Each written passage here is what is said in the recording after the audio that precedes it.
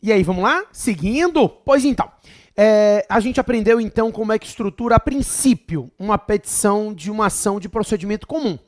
A princípio, como eu te falei, a gente vai treinar várias outras, né? Definimos que são 4 pedidos que estão no artigo 319. Então, o pedido de citação do réu, procedência do pedido, produção de prova e o artigo 85 que a gente remeteu, condenação de custas em custas e honorários. Depois a gente pede, manifesta o interesse na audiência e atribui valor à causa. Beleza. Só que, em algumas situações, existe uma urgência do autor em obter o provimento jurisdicional. Essa urgência, ela pode se dar de forma a garantir que a administração pública tenha um dever de acautelar esse resultado prático, ou que tenha o dever de adiantar a decisão final do processo. Então, para começar, é importante que você entenda que é possível que seja requerida uma tutela de urgência no bojo das ações de procedimento comum. Abre lá o artigo 300 do CPC, pode marcar ele, né, grifar ele, mas depois de grifar do artigo 300, eu quero que você preste atenção aqui em mim. A tutela de urgência pode ser cautelar ou antecipatória. Então, existem duas situações diferentes. Em ambos os casos, o poder público, o particular, tem urgência em evitar um prejuízo pela demora do processo. Os requisitos para a tutela de urgência são os mesmos, fumus boniuris e periculo in mora. Agora, o artigo 300 do CPC fala, no lugar de fumus boniuris, você encontra probabilidade do direito. A probabilidade do direito é justamente o fumus boniuris. E o periculo in mora, a gente vai chamar de perigo de ineficácia, perigo de ineficácia da medida lá. Probabilidade do direito e perigo de dano ou risco ao resultado útil do processo. Então, nós temos a probabilidade do direito, que é o fumus boniuris, e o perigo de dano ou risco ao resultado útil do processo, que é o periculo in mora. O fato é que eu, comprovando os dois requisitos, que existe uma fumaça do bom direito, uma probabilidade do direito, e que existe um perigo na demora, né, o perigo de dano ou risco ao resultado útil do processo em razão da demora. Se eu comprovo os dois requisitos, eu posso requerer uma tutela de urgência. Então, todas as vezes que a questão trouxer para vocês uma situação emergencial em que haja perigo, você pode pleitear a tutela de urgência. Essa tutela de urgência, ela pode ser antecipatória ou ela pode ser cautelar. A cautelar é menos comum nas provas de vocês. Na verdade, nunca caiu, tá? Só para você saber, na cautelar, você não quer antecipar os efeitos da tutela. Você quer só resguardar a possibilidade de a decisão final não conseguir ser cumprida. Então, você está pedindo dinheiro, aí você pede em cautelar que bloqueie as contas. Você está pedindo um determinado bem, você pede em cautelar que torne esse bem indisponível. Ou seja, você não antecipa os efeitos da tutela. Você não recebe o dinheiro, não recebe o bem, não antecipa nada. Mas você assegura que o sujeito não suma e, no final das contas, o seu direito se perca. As cautelares, elas são menos comuns, como eu te falei, na prova de administrativo. É possível, mas para a gente vai ter que se dedicar na outra hipótese de tutela de urgência. Essa acontece todo o tempo, as provas de administrativo cobram ela muito, que é a tutela de urgência de caráter antecipatório.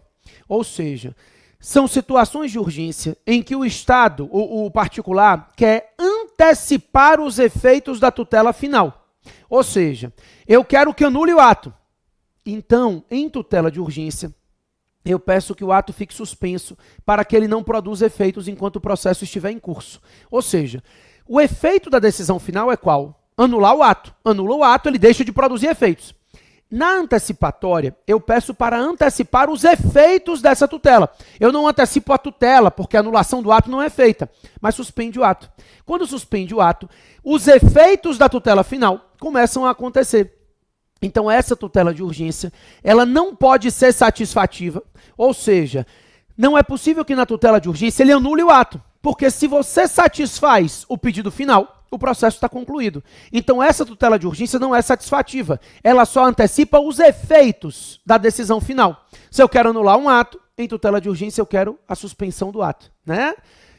Se eu quero que ele não faça alguma coisa, em tutela de urgência eu peço que ele não faça ainda, até o processo acabar. Enfim, a ideia é de que nessa tutela de urgência eu posso requerer a antecipação dos efeitos da tutela. Como eu disse a vocês, ela não pode ser satisfativa.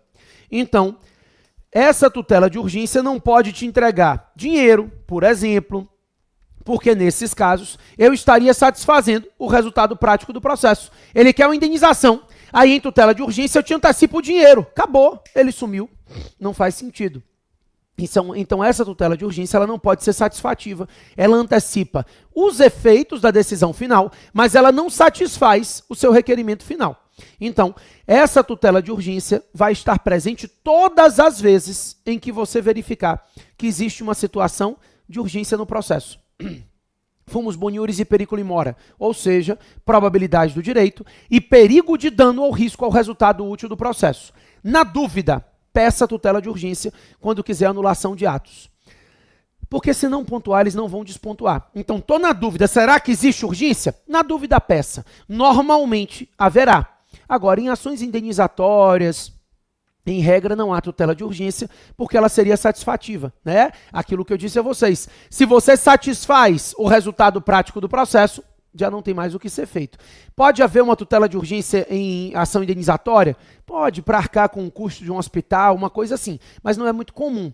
Então, ações indenizatórias, em regra, você não vai requerer a tutela de urgência e nas ações anulatórias ou obrigação de fazer, em regra, você, na dúvida, pede a tutela de urgência. Tá na dúvida se há urgência? Pede a tutela de urgência, tá? A doutrina de processo civil costuma dizer uma coisa que eu acho sensacional. O ônus da demora no processo é do autor. Isso, enquanto o processo demorar, quem sofre o ônus dessa demora é o autor. Para o autor é péssimo. O processo vai demorando, ele não vai recebendo o que ele quer, então o ônus da demora é dele, do autor. No momento em que o Estado, o juiz, antecipa os efeitos da tutela, o ônus da demora passa a ser do réu, porque o autor conseguiu satisfazer a princípio o que ele precisaria enquanto o processo está em curso. Então, houve um ato de demissão, por exemplo. Eu quero anular o ato de demissão. Eu quero anular porque eu não posso ficar sem trabalhar, né, sem ganhar dinheiro. Então eu quero anular. Enquanto o processo demorar e eu não estiver lá prestando serviço sem ganhar dinheiro, o ônus é meu. Aí eu faço o seguinte, em tutela de urgência, eu peço que suspenda o ato de demissão. Aí o que acontece? Durante o processo, eu volto a trabalhar. Isso pode ser que no final eu seja demitido mesmo, mas o ato de demissão fica suspenso enquanto o processo está em curso. Então eu não estou sem ganhar dinheiro, não estou na miséria. O ônus da demora passa a pertencer ao réu. Então a ideia é essa. Eu peço uma tutela de urgência, suspendo os efeitos do ato que eu quero anular e depois eu peço anulação em pedido final. Todas as vezes, a gente vai treinar, mas todas as vezes que houver uma situação que na questão demonstre que há urgência, a gente vai pedir a tutela de urgência, tá? O CPC criou uma novidade que não é tão uma novidade assim, mas positivada assim. No artigo 311, se criou as situações de tutela de evidência. Ou seja, são situações em que você pode pedir a antecipação dos efeitos da tutela sem urgência. O seu direito é tão evidente, mas tão evidente, que vale a pena inverter o ônus da demora. Ou seja, é tão evidente que o Estado vai te resguardar até que o processo seja julgado. Então você pede uma tutela de evidência. Antecipam-se os efeitos da tutela diante da evidência do seu direito. Depois, no final do processo, pode ser que mude a coisa. Mas por enquanto, seu direito é evidente. Pessoal, a tutela de evidência também não é muito comum na prova de administrativo, nunca caiu, mas só vai interessar para vocês se a questão lhe trouxer alguma das hipóteses específicas do artigo 311. Se ela disser que houve abuso do direito de defesa, isso é, olha aí, 311, inciso 1. O inciso 2 fala, se as alegações de fato tiverem comprovada documentalmente ou houver tese firmada em caso repetitivo ou súmula vinculante, caso repetitivo ou súmula vinculante, e o 3 não interessa, que é contrato de depósito, ou se houver uma prova documental suficiente em que não haja dúvida razoável. Então, são 3 hipóteses do artigo 311 que interessam para a gente. Nós só vamos requerer a tutela de evidência se a questão disser expressamente alguma dessas 3 hipóteses. O artigo 311, inciso 1, 2 ou 4. Somente assim, tá? Senão a gente não pede. Em regra, a gente não vai pedir. A regra é que a gente ou pede a tutela de urgência porque existe uma situação de urgência ou não pede nada. A tutela de evidência também não pode ser satisfativa, assim como a tutela de urgência. A intenção é antecipar os efeitos da tutela, mas ela não é satisfativa. E você só vai requerer a tutela de evidência se a questão disser que houve abuso do direito de defesa, disser expressamente que as alegações estão comprovadas por caso repetitivo ou súmula vinculante, ou que existe uma prova documental que ninguém é capaz de opor uma dúvida razoável. Então, ou a questão traz expressamente uma das hipóteses do artigo 311, ou você não pede tutela de evidência. Se preocupe muito com ela, não. A gente vai treinar aqui uma questão de tutela de evidência ao longo das aulas, só para você ter a sensação de ter feito. Mas a tutela de urgência é o calo no pé de vocês. Ou seja, são as peças que normalmente são cobradas, situações em que o Estado tem que adiantar o provimento da tutela jurisdicional para evitar prejuízo. Então, urgência, prejuízo, perigo de dano, é sempre o que você vai ter que comprovar se você quiser requerer uma tutela de urgência. Tranquilo? A entrada dela é bem simples. A tutela de urgência, que é o que vai interessar para a gente, ela entra depois dos fatos e antes do mérito, tá?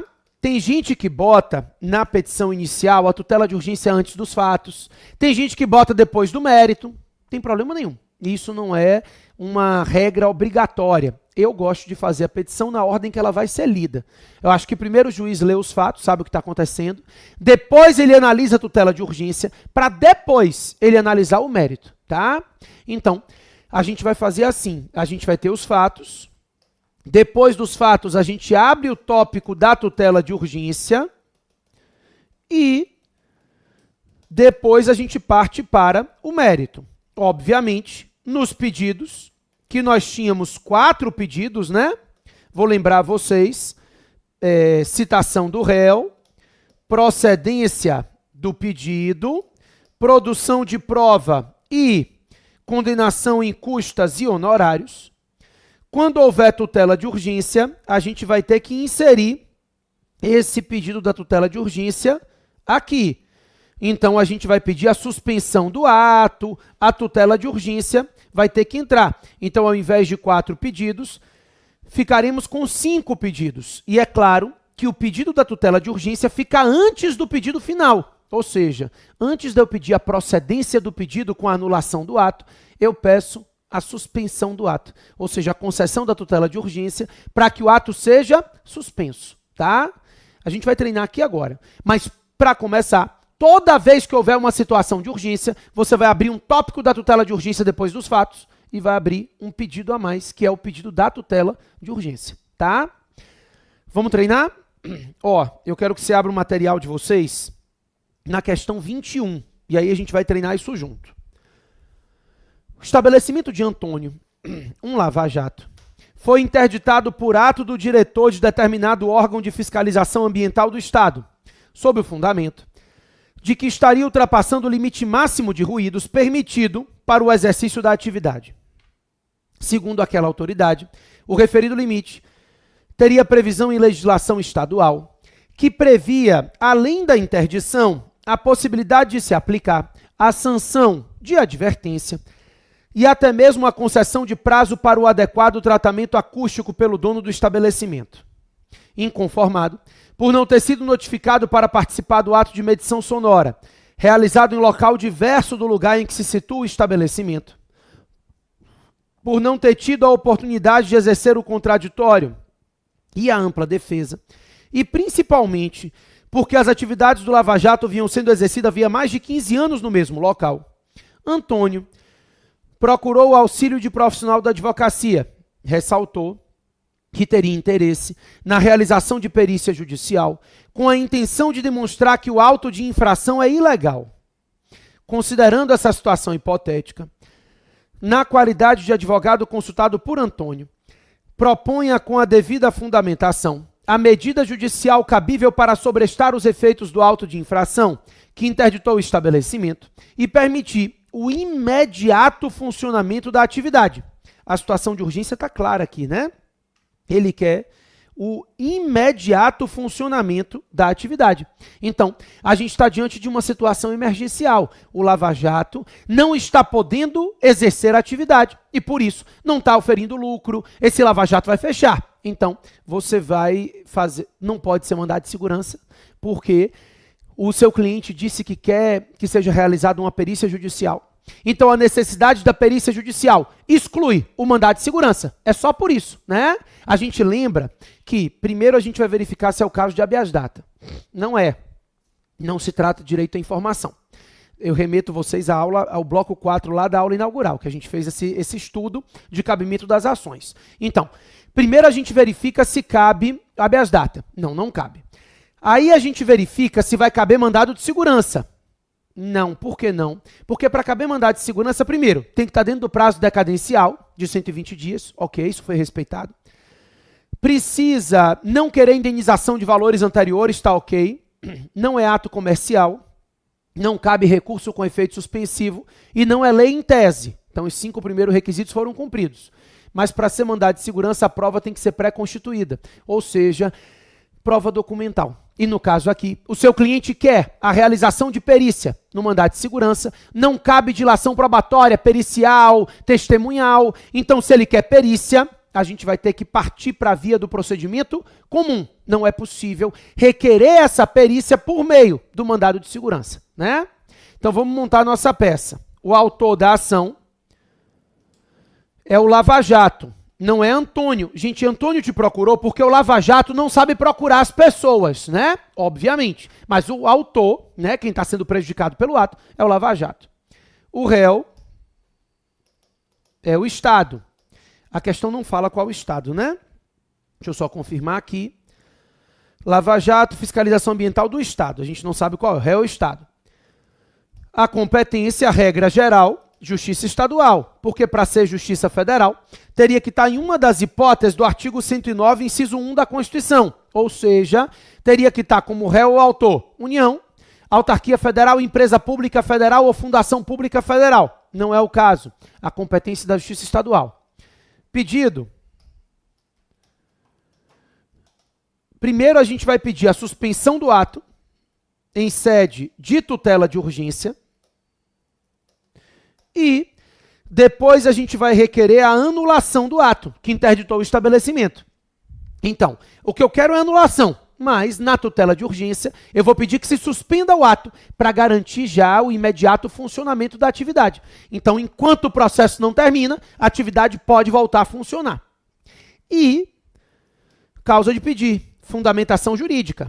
Aí é o que você tem que começar a fazer, né? Começar a pesquisar. Você vai abrir a questão, você não vai abrir o código e começar a achar que as coisas vão aparecer na sua cabeça. Não, você vai abrir a questão e ver o que é que teve de errado. Aí você encontra, primeiro erro, ausência de contraditório, devido ao processo legal, né? Então você pode começar dizendo que desrespeitou-se a garantia do contraditório e da ampla defesa. E também a ausência de devido processo legal. Tá? Então, a gente tem aqui uma violação aos artigos 5º, inciso 54 e 55 da Constituição Federal.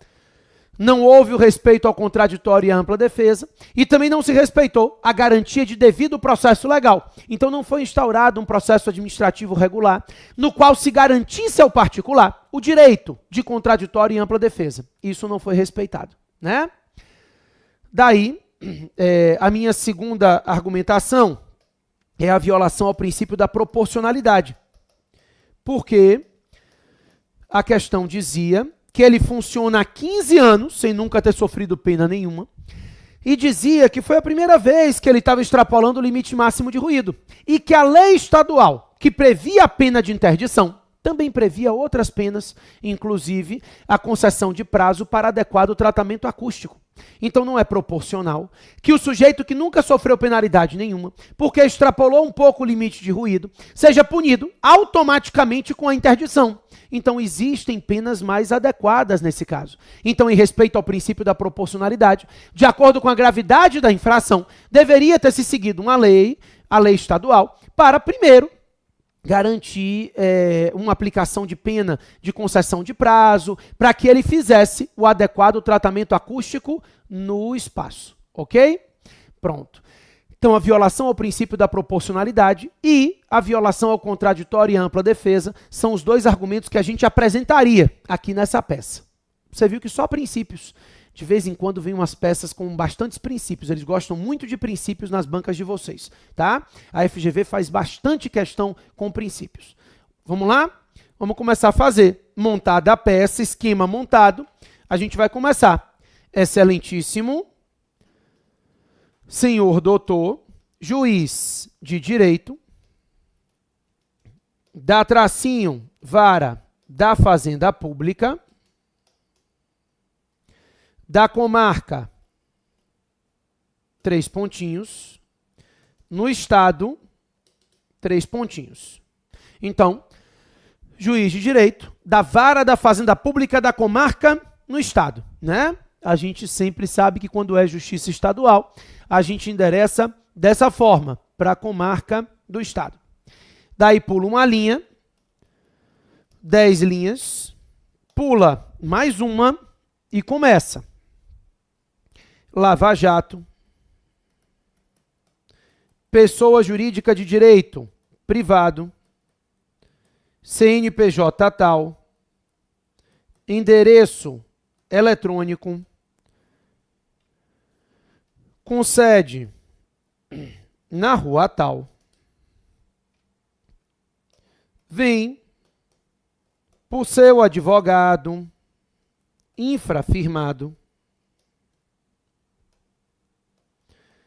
com procuração anexa e endereço profissional na rua tal,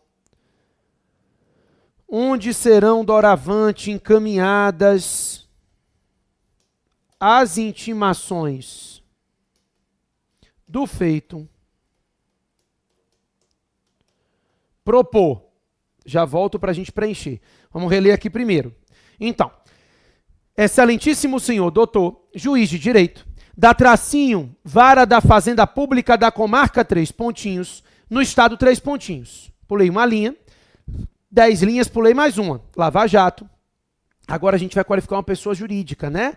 A gente sempre estava qualificando o autor como pessoa física. Sempre não, a gente só tinha feito uma peça. Lava Jato. Pessoa jurídica, direito privado, CNPJ tal, endereço eletrônico, com sede na rua tal, vem por seu advogado infrafirmado, com procuração anexa e endereço profissional na rua tal, onde serão encaminhadas as intimações do feito, propor ação anulatória. Eu lhe disse que o nome da ação era o nome do pedido, né? Qual o pedido que a gente tem aqui? Na verdade, aqui a gente tem 2 pedidos, a anulação e a tutela de urgência. Então, a gente vai colocar a ação anulatória com pedido de tutela de urgência. Então, ação anulatória com pedido de tutela de urgência em face do Estado, 3 pontinhos, a gente não sabe qual é o estado. Pessoa jurídica de direito público interno, CNPJ tal, endereço eletrônico, com sede na rua tal, pelos fatos e fundamentos a seguir. Então, a gente vai propor uma ação anulatória com pedido de antecipação de tutela, com pedido de tutela de urgência. É uma tutela de urgência antecipatória, né? A gente vai colocar o nome dos pedidos e isso é o nome da ação. Vamos só reler aqui rapidinho que eu vou para o cabimento, como sempre. Então, ficou: excelentíssimo senhor doutor, juiz de direito, da tracinho vara da Fazenda Pública da comarca 3 pontinhos no estado 3 pontinhos. Pulei uma linha, 10 linhas, pulei mais uma, Lava Jato. Pessoa jurídica de direito privado, CNPJ tal, endereço eletrônico com sede na rua tal. Vem, por seu advogado infrafirmado com procuração anexa e endereço profissional na rua tal, onde serão encaminhadas as intimações do feito, propor ação anulatória com pedido de tutela de urgência em face do Estado, 3 pontinhos, pessoa jurídica de direito público interno, CNPJ, endereço eletrônico com sede na rua tal, pelos fatos e fundamentos a seguir. Tá? Então, basicamente, o modelo que a gente já está acostumado. No livro, eu até te indiquei esse livro, né? Lá na aula inaugural. Esse livro tem todos esses modelos também. E tem outros casos concretos. A gente vai trabalhar muitos casos em sala. Então, vai variando um pouquinho de acordo com o tempo que você tem. No livro, você tem direito material para reestudar, assistiu a aula, depois estuda. E no livro tem mais modelos, mais casos. Ou seja, você terminou todos os casos da aula? Tem mais casos, tá? Não tem problema. A ideia é treinamento mesmo, o raciocínio é esse. Vamos lá. Terminou os fatos e fundamentos a seguir? Cabimento. Aqui, mesma coisa que a gente já está acostumado. Do cabimento. Acostumado que a gente só fez uma, mas vai se acostumar. Do cabimento. Aí é cabível. Apresente ação de procedimento comum com fulcro no artigo 319 do Código de Processo Civil, por se tratar de requerimento de anulação de ato ilícito, sendo necessária a realização de prova pericial.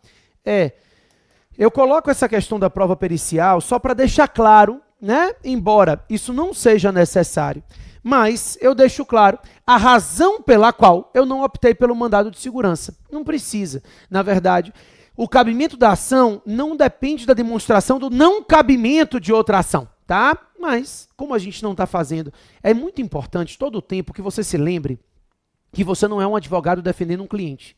Você é um candidato, né? Um aluno, sendo testado numa prova. Então, o que você não colocaria na vida real, né? Eu não preciso dizer e justificar o juiz porque eu optei pela via ordinária. Mas aqui não é um juiz, é uma banca examinadora, tá? E você não é um advogado ainda. Já vai ser rapidinho, não vai demorar muito tempo não. Mas ainda não é. Então, nesse momento, o que você está fazendo é uma petição inicial, de prova. É por isso que eu digo assim, não adianta inventar um monte de informação, né? Não adianta tentar convencer ninguém. Você tem que fazer uma peça tecnicamente correta. O que interessa aqui, a nossa meta é o espelho da GV. Então, o que interessa a gente é ver como a Getúlio Vargas pode colocar essa matéria no espelho dela para pontuar para você. Então, todo o tempo, o que a gente fica aqui é simulando o espelho. Então, não importa como ficaria quando você for advogado, isso não é relevante, tá? Então, vamos fazer isso. É cabível. Apresente ação de procedimento comum, com fulcro no artigo 319 do Código de Processo Civil, por se tratar de requerimento de anulação de ato ilícito, sendo necessária a realização de prova pericial. Isso é feito aqui, para dar deixa ao examinador, mostrar a ele que eu estou optando pela ação de procedimento comum diante da necessidade de perícia. E aí, com a necessidade de perícia, eu não posso partir para as vias ordinárias, ou para o mandado de segurança. Eu tenho que partir para as vias ordinárias, para a ação de procedimento comum, tá? Depois do cabimento, fatos, tutela de urgência, mérito e pedidos. Já volto para a gente fazer isso juntos, tá? Sai daí não. Rapidinho.